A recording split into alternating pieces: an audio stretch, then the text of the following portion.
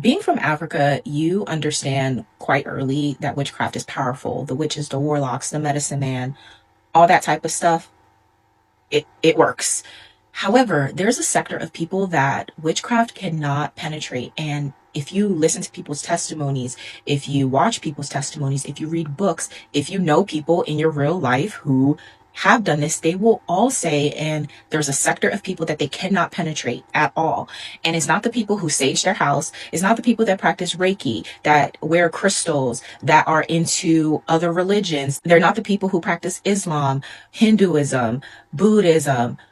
No, it's none of these people. It's not even the people who say they are good people. They don't curse, they don't drink, they don't smoke, whatever it is. It's not those people. They are the Christians who take their walk with God seriously. Those are the people that witchcraft cannot penetrate because they are covered by the blood of Jesus. Literally. And the reason why, I mean, I knew it was true, but honestly, the reason why I really knew it was true was because I was into a little bit of witchcraft. Let me explain. So I was super, like, before I took my walk with God seriously, I was super spiritual. I was in New Age. Like, I didn't go all the way, but I had my tippy toes in there. And one of the things that I was really into was, of course, the horoscopes. And another thing was psychic readings. And there were two psychics that I would go to basically tell me my path, tell me my purpose. If there was an area where I just kept going back and forth, to just tell me which path to take. And also they were instrumental in telling me what's going on with the men that I was dating. I know. Like, I kept dating just not great men, and I needed to know what was happening behind the scenes. And I was just nosy, and I was just heartbroken, and I needed to know what was going on when I wasn't there, right?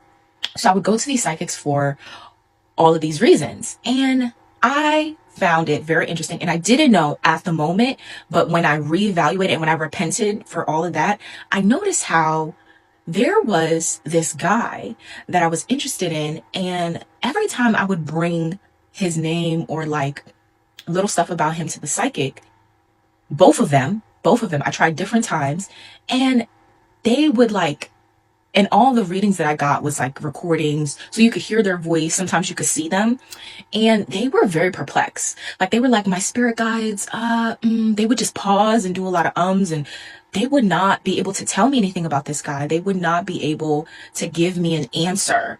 Like, they would kind of skip over him and go to the other ones. And I was frustrated. I was like, why aren't they telling me anything about this one dude? Like, it was frustrating. And then when I repented and I started to think, I was like, wow, there was only one difference between him and the other guys. And that was, it seems as though he had a real relationship with God or some type of covering with Christ that the others did not. That was the only difference. And they could not give me any information about this guy. They could not tell me anything about this guy. It was like brick wall. The blood of Jesus is powerful, more powerful than any witch, warlock could ever amount to. Just saying. I experienced it on a little sector, just a little itty bitty of experience that I experienced, and they couldn't do it.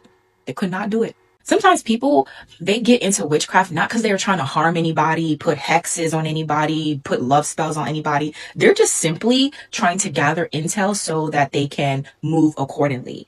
But even when you're doing that, you're still opening doors that are not good. I am a testament. I'm telling you, I will explain that.